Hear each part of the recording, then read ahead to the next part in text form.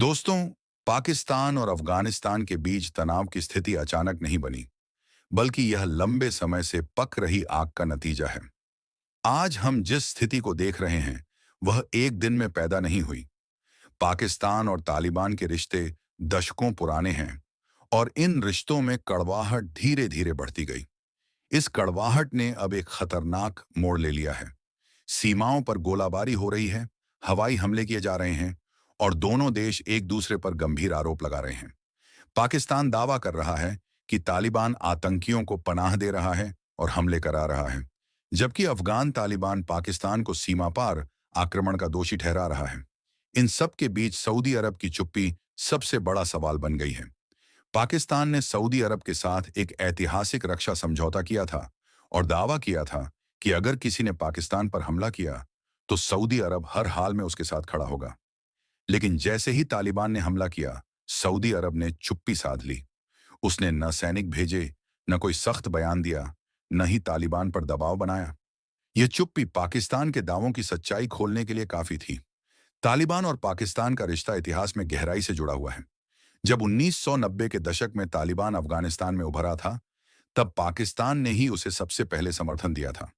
पाकिस्तान ने तालिबान को राजनीतिक, सैन्य और रणनीतिक मदद दी थी ताकि अफगानिस्तान में एक ऐसा शासन बने जो पाकिस्तान के हितों को ध्यान में रखे। अमेरिका पर 11 सितंबर 2001 को हमला हुआ और तालिबान शासन को हटाने के लिए अमेरिका ने युद्ध छेड़ दिया। तालिबान के कई नेता और लड़ाके पाकिस्तान में घुस आए। पाकिस्तान पर लंबे समय तक तालिबान को शरण देने और समर्थन करने के आरोप लगते रहे। पाकिस्तान की अफगान नीति हमेशा रणनीतिक गहराई के सिद्धांत पर आधारित रही। वह चाहता था कि अफगानिस्तान में ऐसा शासन हो जो भारत के खिलाफ उसके लिए ढाल का काम करे। इसीलिए तालिबान उसके लिए एक रणनीतिक संपत्ति था। पाकिस्तान की स्थिति इस समय बेहद नाजुक है। तालिबान से लड़ाई उसके लिए आसान नहीं होगी। तालिबान अफगान इलाकों में गहराई से जड़ें जमा चुका है। सीमा पहाड़ी और कठिन है। तालिबान को इलाके का हर कोना पता है, जबकि पाकिस्तान की सेना पहले ही कई मोर्चों पर बंटी हुई है। पाकिस्तान आर्थिक संकट में है, राजनीतिक अस्थिरता बढ़ रही है और सेना पर दबाव भी बहुत ज्यादा है।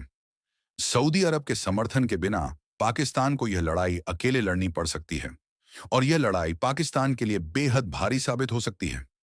इस तनाव का असर केवल पाकिस्तान और अफगानिस्तान तक सीमित नहीं रहेगा।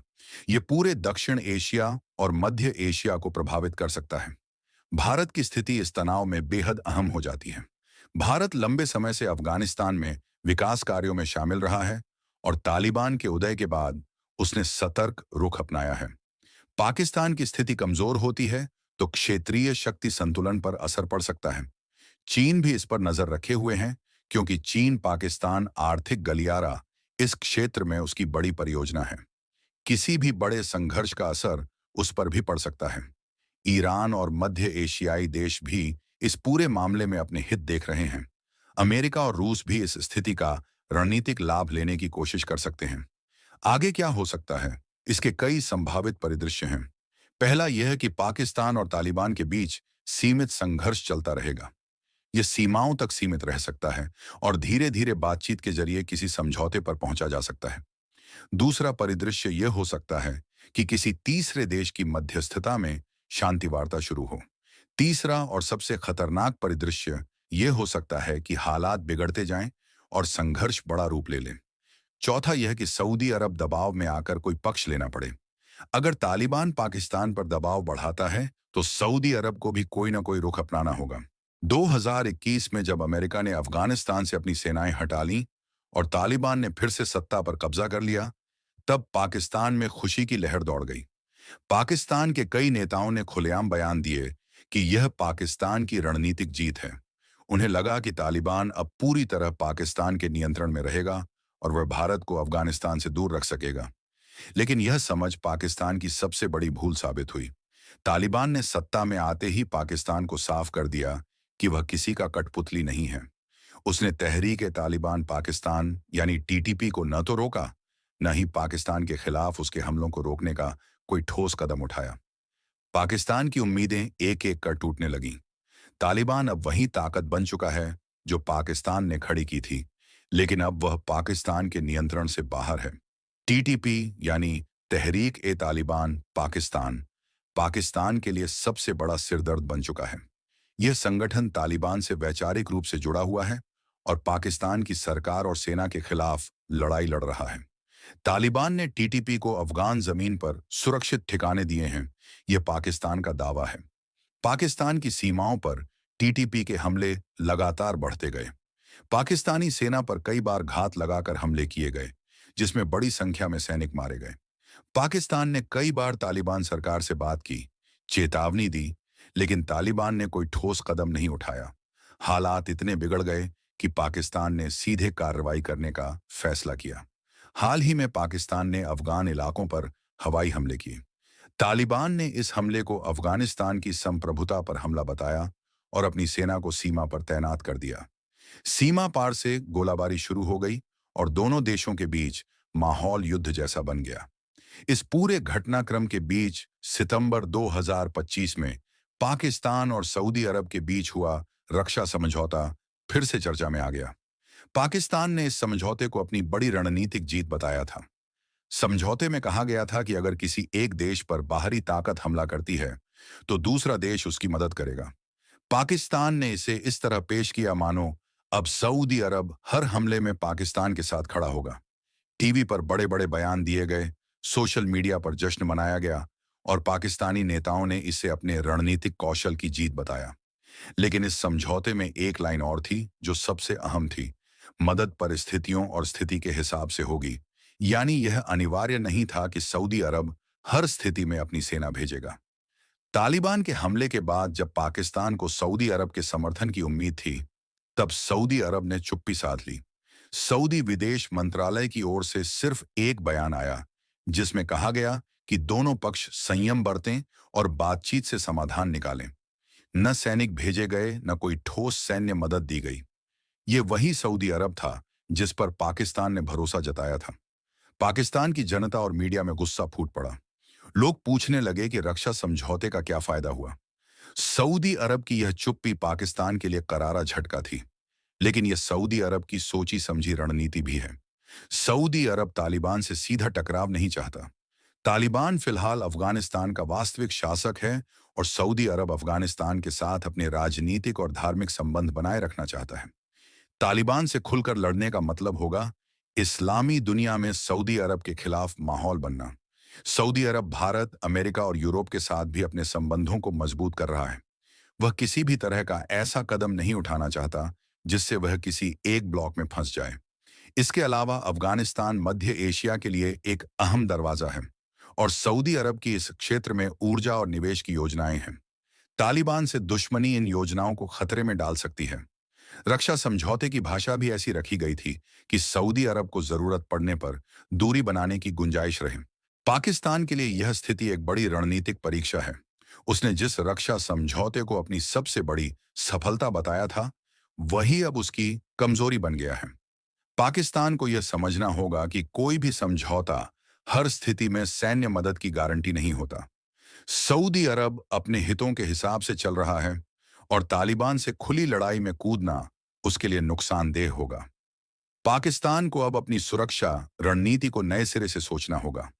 उसे आंतरिक रूप से मजबूत होना होगा और सीमा पर अपने दम पर हालात संभालने होंगे। तालिबान और पाकिस्तान के बीच जो टकराव दिख रहा है, वह केवल सीमा विवाद नहीं, बल्कि गहरी वैचारिक और रणनीतिक खींचतान है। तालिबान पाकिस्तान के नियंत्रण में रहने को तैयार नहीं है और पाकिस्तान उसे अपने हित में ढालना चाहता है। इस खींचतान ने अब संघर्ष का रूप ले लिया है।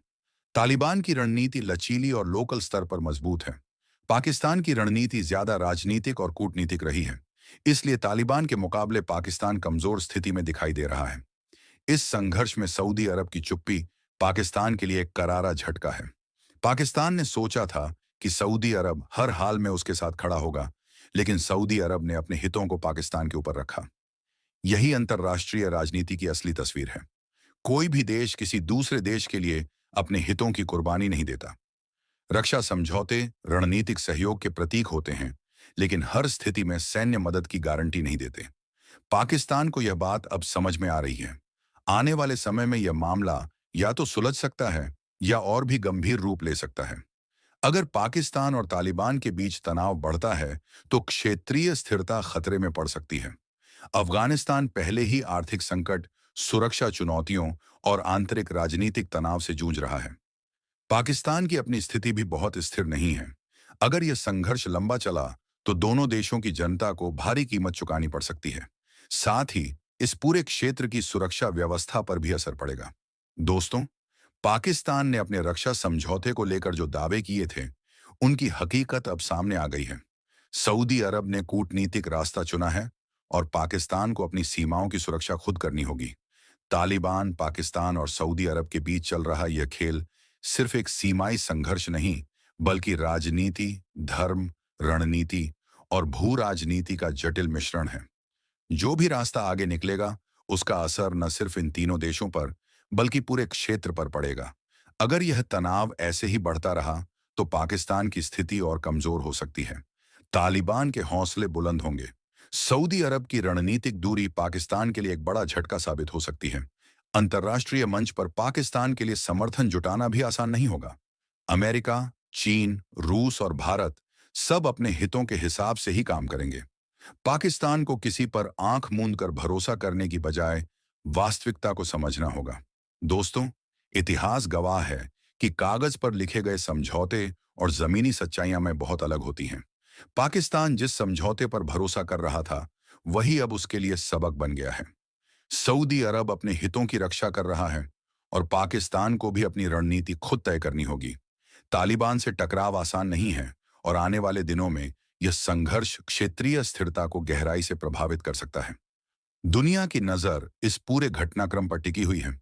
दोस्तों, आज की इस स्क्रिप्ट में हमने देखा कि कैसे तालिबान और पाकिस्तान के बीच संघर्ष बढ़ रहा है, सऊदी अरब चुप है और पाकिस्तान की स्थिति कठिन होती जा रही है। रक्षा समझौते की हकीकत सामने आ चुकी है। अब पाकिस्तान को तय करना होगा कि वह तालिबान से कैसे निपटेगा और अपनी सुरक्षा रणनीति को कैसे बदलेगा। आने वाले हफ्तों में यह मामला या तो शांत हो सकता है या बड़े युद्ध में बदल सकता है। यह वक्त पाकिस्तान के लिए रणनीतिक और राजनीतिक परीक्षा का है और सऊदी अरब की चुप्पी इस परीक्षा को और कठिन बना रही है।